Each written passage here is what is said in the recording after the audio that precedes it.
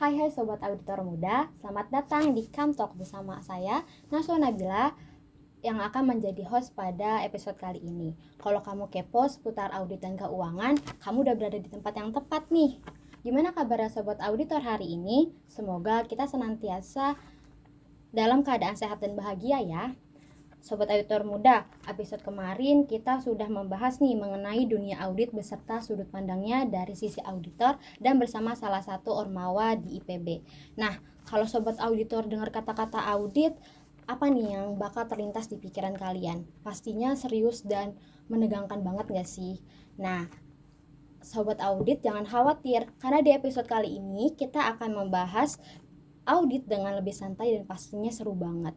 Kita bakal ngobrol bareng dengan para ahli di bidangnya untuk mengupas tuntas cerita selama melakukan kegiatan audit, mulai dari auditor yang super teliti sampai auditi yang punya segudang cerita unik selama proses audit kemarin.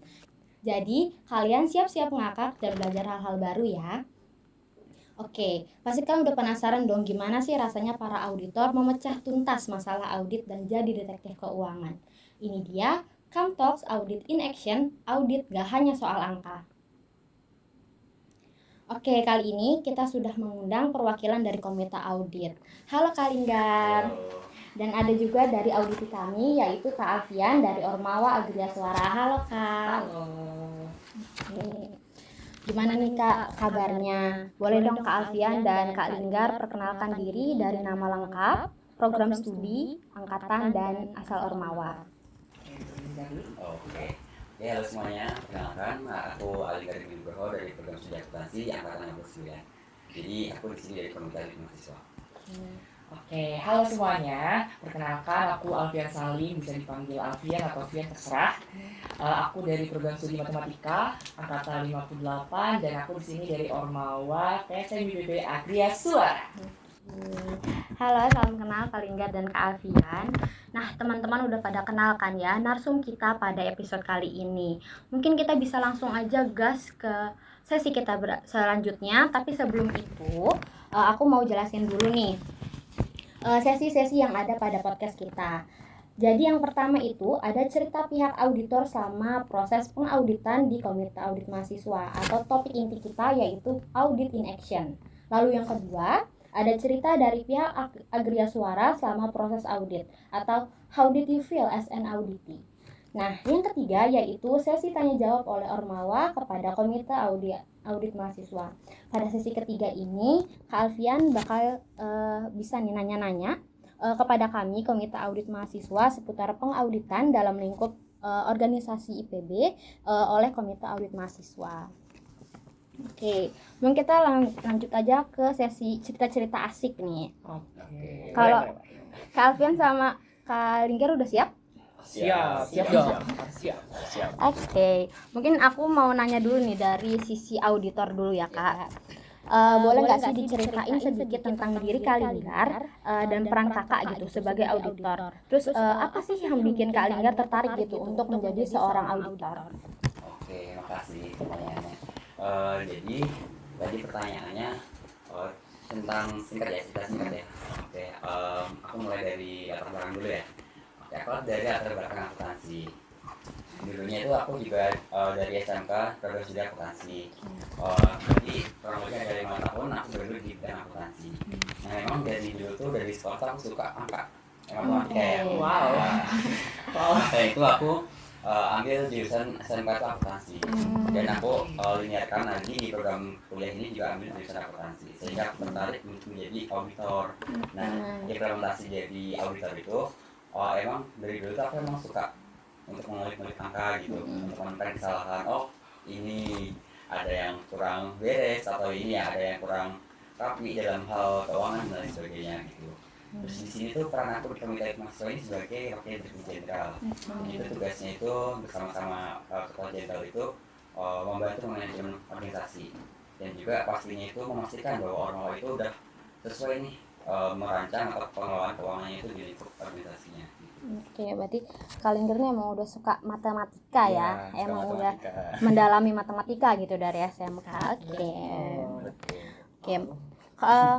Sepaham aku nih Kak, auditor itu kan kita butuh kolaborasi ya kan, apalagi ini komite audit mahasiswa ini mengaudit ormawa-ormawa di IPB gitu, jadi butuh kolaborasi antar KAM dengan ormawa tersebut gitu. Menurut Kak Linggar nih, gimana sih cara kolaborasi dengan ormawa dalam menjalankan lingkup proses audit itu? Kolaborasi itu menurut aku yang pertama yang penting itu adalah komunikasi sih. Kalau tanpa komunikasi kan kita ada yang miskom dan lain sebagainya. Dan aku tekanin tuh ke ormawa aku, ke UKM komite mahasiswa ya, komite mahasiswa itu supaya nggak menekan atau menyerang salah satu pihak gitu, ormawa. Jadi kita tuh ya kayak sahabat aja. Kita tuh tugasnya mereview loh, kalau ada yang salah kita benahi sama-sama, kalau ada yang kurang kita benahi juga. Dan itu nggak menyerang salah satu pihak kayak lu salah gitu. Kita tuh harusnya memperbaiki sama-sama gitu, kolaborasi yang baik. Oke, dengan adanya kolaborasi terus kan KAM ini kan tugasnya mereview ya ataupun memeriksa kayak gitu. Nah, berarti kan ada proses pentingnya transparansi dan akuntabilitas gitu dalam proses tersebut. Terus kalau menurut Kak Linggar itu apa sih pentingnya transparansi dan akuntabilitas dalam manajemen keuangan sebuah organisasi mahasiswa? Transparansi sama akuntabilitas itu menjadi dua hal yang krusial dan juga penting sih menurutku di organisasi. Karena begini, kalau nggak ada transparansi, keterbukaan sama anggota ya internal itu kan jadi ada pertanyaan nih, wonder bertanya-tanya anggotanya. Kayak semisal nih ada pengeluaran uang masuk atau masuk ada uang keluar, itu digunakan untuk apa aja. Kalau nggak ditransparansi ke anggotanya kan bertanya-tanya itu untuk apa dan lain sebagainya. Itu tuh hal yang penting sih, transparansi, supaya nggak ada timbul kecurigaan nantinya dan juga timbul masalah ke depannya. Terus ke akuntabilitas. Nah, akuntabilitas kan sisinya adalah tanggung jawab dalam hal pengelolaan keuangan lah kalau di komite mahasiswa ini. Nah, jika misalnya ada yang organisasi itu misal mengeluarkan uang, nanti kan ada yang bertanggung jawab ya atas keputusannya itu. Nah, dalam setiap, makanya dari akuntabilitas itu kita bisa sadar anggota itu kalau kita tuh mempunyai hak dan juga mempunyai aturan yang berlaku, sehingga nantinya keputusannya itu lebih berhati-hati dan tidak menimbulkan masalah ke depannya. Jadi keduanya itu perlu dikolaborasikan, karena menurutku kalau keduanya itu udah berjalan sangat efektif, laporan keuangannya juga disusun secara tepat. Oke, berarti penting nih diingat oleh teman-teman ormawa gitu bahwa transparansi dan akuntabilitas itu sangat penting diterapkan dalam manajemen keuangan di sebuah organisasi mahasiswa. Oke, kalau selama kemarin proses pengauditan nih, nah menurut Kak Linggar gimana sih langkah-langkah yang bisa dilakukan untuk pengurus organisasi agar lebih siap saat nanti diaudit oleh komite audit mahasiswa? Lebih siap ya, agak lebih siap. Kemarin gimana? Aku tidak siap. Oke, yang pasti itu kan setiap organisasi itu ada bendahara juga ya, ada sekretaris dan juga pengurus yang lainnya. Nah, itu yang pertama itu setiap ada transaksi dan lain sebagainya itu sebaiknya nota disimpan dengan rapi gitu. Itu yang penting. Terus yang kedua itu sebelum melaporkan SPJ dan LTT ya kemarin, LTT sama LTA, tapi kemarin itu LTT dulu ya. Iya. Nah, sebelum melakukan LTT ke DPR itu sebaiknya diperiksa terlebih dahulu sih, internalnya ada komunikasinya, ini ada yang salah atau enggak sebelum dilaporkan, nah supaya nggak ada temuan nih. Kalau kita kan sebenarnya juga ada tugas ya dari DPM, kalau kita nggak ada suatu tugas dari DPM kita juga nggak akan mengaudit. Nah, karena kita ada suatu tugas, makanya kita mau bikin ada temuan nih dari DPM misalnya kita ya. Dan itu sih yang pasti itu ada simpan dokumennya yang rapi-rapi supaya nanti kalau diaudit auditornya minta dokumennya itu langsung ada. Terus yang kedua itu perbaiki atau komunikasikan dulu sebelum laporannya itu dilaporkan ke DPM. Oke, ini perlu diingat nih langkah-langkahnya biar setiap ormawa itu siap gitu saat nanti tiba-tiba KAM datang ya kan. Takut banget. Nah, mengingat nih kan Kak Linggar itu merupakan anak SMK akuntansi yang pastinya udah paham banget lah gitu tentang laporan keuangan, betul? Sepertinya ya. Nah, boleh dong dikasih tips untuk menyusun laporan keuangan yang rapih dan akurat gitu untuk teman-teman ormawa. Oke, tadi pengelolaan keuangan ya. Yang pertama itu pastinya jika ada transaksi masuk dan juga kalau itu pastinya dicatatnya itu secara konsisten ya, kayak tanggal, nama akun, dan lain sebagainya. Itu yang pertama dicatat secara teratur. Yang kedua harus perlu ada rekapan bulanan sih, buat gimana ya, kita tuh kan ada pengeluaran juga pemasukan. Nah biar terpantau nih, ada yang teledor, ada yang kurang catat dan sebagainya gitu. Jadi itu kita bisa memaksimalkan itu dan juga nantinya tidak timbul masalah. Itu yang kedua, ada rekapan. Terus yang ketiga itu juga dari komunikasi sih. Jika ada orang atau organisasi yang ini membeli sesuatu, nah itu tadi dilaporkan. Tapi di kemudian hari dia bilang, kemarin tuh aku ngeluarin ini untuk beli ini loh, tapi kan dia catat nanti. Nah itu kan itu masalah. Nah itu ya rekapan, yang paling catatan rekapan sama komunikasi sebelum dikeluarkan. Oke. Banyak ya ilmu-ilmu yang bisa kita dapetin dari jawaban-jawaban Kak Linggar gitu. Makasih atas jawaban Kak Linggar yang sangat insightful gitu dari sisi auditor. Kalau misalnya kita cuma dengar sisi auditor tuh kurang banget nggak sih teman-teman? Jadi kita bakal mendengar dari sisi audit ini, yaitu Kak Alfian dari Agria Suara. Oke, mungkin aku bisa nanya-nanya nih dari awal. Mungkin pas Kak Alfian tiba-tiba mendengar bahwa Agria Suara dipanggil oleh KAM gitu. Nah, pasti kan bakal diapain sih gitu ya kan Kak ya? Betul. Nah, ternyata Agria Suara mau diaudit gitu. Mungkin apa sih yang bisa Kak Alfian ceritain yang ada di pikiran Kak Alfian saat mendengar kata-kata audit? Oke. Jadi pada saat kami dihubungi, pada saat itu lewat via WA ya, pada saat itu jujur sangat kaget. Kayak apa gitu, tiba-tiba kan, tapi ternyata pada saat itu dijelaskan kembali ternyata adanya pengauditan ini itu untuk bukan karena ada temuan pada saat itu. Jadi pada itu ada kegiatan meeting ya, jadi kami dipanggil banget ya, masa diundang ya saat itu untuk datang karena ada beberapa hal yang harus dibahas bersama-sama pada saat itu. Tapi sebenarnya kalau dengar kata audit itu tuh kan pertama kali itu aku ikut yang Zoom meeting itu ya, yang pas itu ada Zoom meeting bersama teman-teman. Itu jujur aku takut banget, kayak bahasnya tuh soal kayak pemeriksaan gitu. Kan jadi takut ya gitu. Terus kayak ini ada apa ya gitu, takutnya ya bukan takut sih, lebih kayak deg-degan aja gitu. Terus juga pada saat itu kan udah dihubungin nih, terus aku langsung forward tuh, langsung meneruskan pesan ke grup PPH aku, terus langsung pada heboh. Apa nih gitu kan. Takutnya kan ada teman-teman, sebenarnya kan aku juga udah tahu tentang audit itu apa sih, kayak diperiksa-periksa gitu kan. Jadi pada saat itu memang reaksinya ya shock banget. Terus takut dan yang lain, takutnya ada hal-hal yang kita tidak inginkan gitu. Tapi ternyata ketika kita udah hadir di kegiatan itu, jadi ternyata tuh kita bisa paham audit itu apa, komite audit mahasiswa itu apa di IPB, terus dijelaskan proses-prosesnya, SOP-nya dan lain-lain. Jadi ternyata banyak manfaatnya juga gitu. Kita bisa lebih teliti, lebih peduli, lebih hati-hati dalam penyusunan laporan, kemudian transaksi, jangan sampai ada yang jangan sampai ada yang hilang gitu, ya kan? Kayak gitu sih kalau untuk reaksinya dan tentang audit. Ya. Kalau saat kan kita sudah melakukan entry meeting nih. Nah, ada nggak sih yang persiapan khusus yang Kak Alfian ataupun Ormawa kakak gitu lakukan sebelum proses audit ataupun sebelum proses entry meeting dimulai? Oke, jadi pada saat kita dipanggil mulu ya, takut banget ya, diundang di entry meeting ya. Sebenarnya kalau untuk persiapan nggak ada sih gitu. Jadi kita datang karena pada saat itu kan memang tidak diinstruksikan untuk mempersiapkan apapun, kita hanya datang. Terus kalau untuk pada saat proses audit, sebenarnya untuk persiapannya tidak ada juga, karena dokumen-dokumen yang diminta oleh tim auditor sebenarnya bukan dokumen yang sulit ya.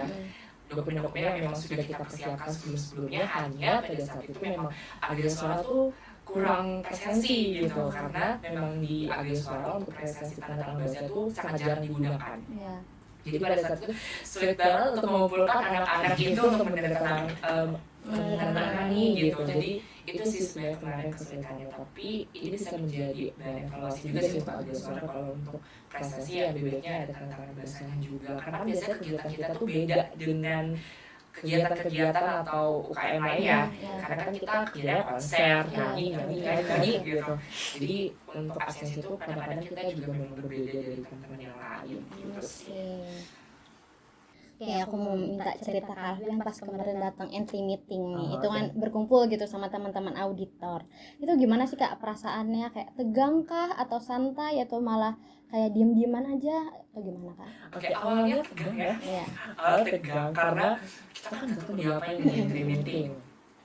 Terus ternyata ketika kita sudah masuk ke dalam ruangan pada saat itu, terus dijelaskan tentang komite audit mahasiswa itu apa sih, tujuannya apa, kemudian apa sih yang pengen dibahas di entry meeting. Ternyata pada saat itu kan kita memang ingin membahas SOP ya pada saat itu.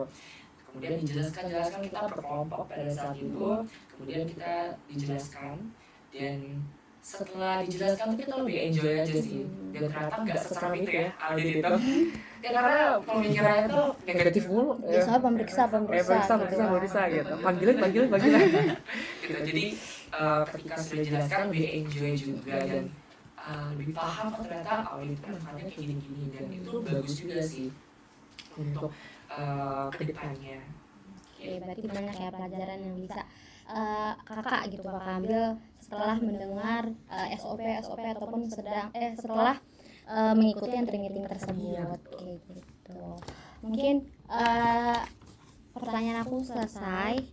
Terus dari teman-teman auditor dan teman-teman audit itu masing-masing punya cerita yang unik ya. Auditor sibuk memeriksa, sedangkan auditi yang was-was gitu dengan hasil yang akan auditor belikan kayak gitu. Nah, kalau misalnya juga audit ternyata auditor gitu memiliki pengalaman serta ilmu baru, dan auditi mendapat wawasan baru gitu terkait peraturan ataupun lebih aware terhadap aturan-aturan yang ada di IPB. Nah, kalau menurut aku juga nih ya Kak, bahwa dari sisi auditor ataupun sisi auditi itu masing-masing punya kendala ya kan. Nah, tapi kita nggak boleh pusing ataupun kita nggak boleh takut, karena kalau selagi kita sesuai gitu kan dengan aturan ataupun sesuai dengan SOP yang ada, kita ya udah baik-baik aja. Betul. Santai aja. Chill. Nah, kita bakal move ke sesi ketiga, yaitu Kak Alfian boleh nanya-nanya kepada kita gitu, apalagi ke Linggar dari komite audit mahasiswa. Mungkin ada yang pengen ditanyakan tentang komite ini ataupun tentang proses pengauditan. Oke, aku sebenarnya ada pertanyaan sih, Jadi aku tuh pengen tanya ke teman-teman kali ini kalau misalnya, jadi tentang teman-teman tuh kalau misalnya memproses audit itu tuh punya teknik teori gitu nggak untuk proses auditnya. Terus kalau misalnya untuk proses audit itu biasanya berapa lama sih untuk satu dokumen? Kan banyak kan teman-teman. Kalau misalnya banyak temuan ya, banyak temuannya banyak. Tapi kalau misalnya nggak ada ya sedikit gitu. Jadi kalau misalnya untuk tekniknya kemudian berapa lama itu biasanya berapa lama? Oke, terima kasih ya pertanyaannya ya. Berat banget ya, maaf ya. Tapi itu sebenarnya kita udah susun bareng SOP dan juga teknis secara luas auditnya. Nah, teknisnya antara lain yang disebutkan tadi entry meeting itu merupakan proses yang pertama. Sebelum kita memulai proses auditnya. Yang paling tadi entry meeting itu disampaikan kan kemarin tuh Kak, tujuannya apa sih komite audit mahasiswa itu, ruang lingkupnya yang mau di audit itu apa. Itu kan disampaikan di entry meeting. Terus juga nggak lupa tuh dokumen-dokumen yang diminta itu disampaikan Kak di entry meeting. Nah, itu teknis yang pertama itu entry meeting. Terus yang kedua itu kita melakukan pemeriksaan. Itu yang tadi yang jangka waktu itu kita estimasi yang pertama ini awal kita itu 3 minggu. 3 minggu karena kan di dalam ormo ya Kak, di Sora itu banyak brokernya ya. Iya. Lebih dari 1 broker. Kalau ada berapa? Kemarin 6. Wah, 6 brokers. Banyak ya yang diperiksa. Nah, itu kita membutuhkan waktu 3 minggu kurang lebih. Sebenarnya itu lebih singkat bisa, tapi karena kita udah kemarin UTS, jadi kita fokuskan dulu anggotanya buat fokus ke UTS dulu, kapannya dulu gitu. Terus nanti kita juga ada yang ketiga itu kita ada exit meeting, dimana itu kita menyampaikan temuan yang kita temukan kayak kurang sesuai akunnya atau nota-notanya itu kurang sesuai aturan rektor dan lain sebagainya. Kita juga mengacu sih kepada aturan rektor tahun 2020 Oke. gitu, tentang keuangan yang ada di IPB. Nah itu yang ketiga, terus yang ketiga, terus yang keempat itu setelah ada temuan kita nanti akan mengeluarkan laporan hasil audit LHA. Oh iya. Nah nanti kita sampaikan ke auditinya. Nah tapi sebelumnya di SC meeting itu kita menyampaikan temuannya itu apa dan nanti responnya dari si auditnya gimana gitu. Kita menolak. Waduh. Apa ini? Jadi itu kita nggak sebenarnya langsung menyalahkan gitu. Kita kan di sini sebagai teman ya, tadi yang saya sampaikan. Jadi itu kayak kita tuh memberikan rekomendasi nih, sebaiknya itu diapakan nanti kan sebelum dilaporkan ke Ditmawa yang lebih jauh tinggi lagi. Nah supaya di Ditmawa nggak di-skak ya, atau nggak di apa? Nggak di pressure bahwa ini salah. Nah nanti kita kan lebih awal dulu memperbaikinya itu gimana. Gitu. Seperti itu sih kan. Oke, jadi 3 minggu ya. Iya 3 minggu kurang sih mas, lebih. kurang lebih. Oke, mantap. Oke, berarti apa sudah terjawab nih pertanyaan Kak Alfian. Oke, makasih Linggar sudah menjawab dan mungkin ini merupakan pertanyaan-pertanyaan yang teman-teman Ormawa bingung gitu atau penasaran gimana sih tentang proses pengauditan yang ada di KAM ini. Nah, mungkin itu bisa menjawab gitu pertanyaan-pertanyaan teman-teman Ormawa seperti itu.